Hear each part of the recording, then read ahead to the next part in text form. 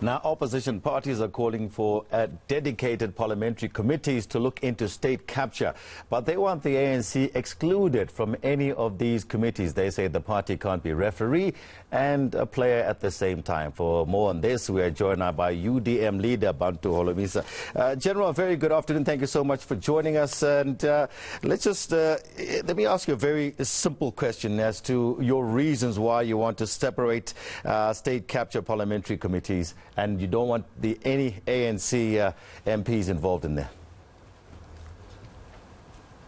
No, it's not correct that we don't want ANC MPs to be part of the committees. All we are asking is, all we ask from the Speaker is that, given that the ANC has been fingered by the Zondo Commission, that they benefited financially from state capture.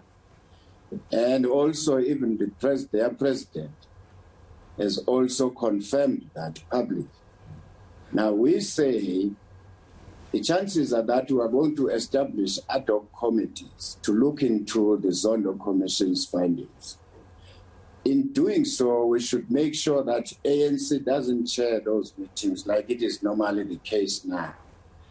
And that ANC cannot have the majority members in such a committee because they are accused, number one.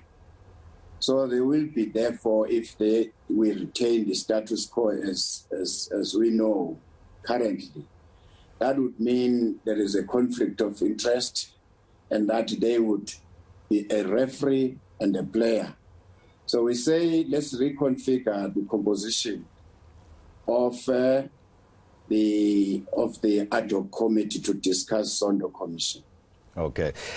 You made that request to the Speaker. That was on Wednesday. When do you expect to hear from her? She is coming back on Tuesday at 10 o'clock to us. It's a pity it took long for her to respond to our request. We requested her on the 18th of March to discuss the issue of Zondo Commission. The same day we asked the President that we should discuss as leaders of this country the security situation in South Africa. But fortunately, both of them now have responded.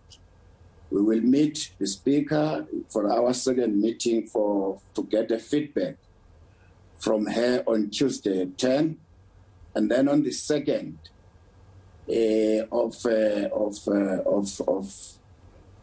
of June, we meet the President at 1:30 in Cape Town. Okay. Speaking about the President, he has, of course, been mandated to submit an implementation plan to Parliament. We're talking about state capture here, but as opposition MPs, you want the National Assembly to go ahead with its own plan. Why? Well, the President cannot dictate to members of Parliament how to deal with the Zondo Commission's findings. The President, if he comes back to Parliament, he will be coming to account as in his capacity as the executive on behalf of the executive, rather, and telling us that his government is going to do A, B, C, D, E. Some legislation, for instance, might need to be developed. There are certain departments which would be responsible for that. So he will be confirming to us as to what steps he is planning to take and when. But the bulk of the information, which is in the public domain, it's our responsibility to deal with that. In actual fact, the President himself a few weeks ago said we can go ahead as members of Parliament to discuss the Zondo Commission's findings, which have been tabled. I think there are about 4 volumes, if I'm not mistaken. Okay. Within that meeting, you're also discussing, Parliament in general. There are certain concerns you may have had as opposition parties. Can you speak to me about some other concerns you may have? Well, we raised the issue of legal opinion, wherein we said, in the history of South Africa, we don't remember that an inquiry has ever fingered a ruling party since 1994, definitely. If that is the case, then we need to refer our request that ANC should not dominate these committees or chair these ad hoc committees. We need to refer that to a senior counsel outside Parliament. Mm-hmm. So we have agreed on that with the Speaker. We cannot rely on the legal advice team, which are deployees of the ruling party in any way, the legal team which is in Parliament. So we have agreed on that. Okay. The other issues. Okay, before I let you go, just we're speaking about state capture here. What's your take on the breaking news from this morning, where we had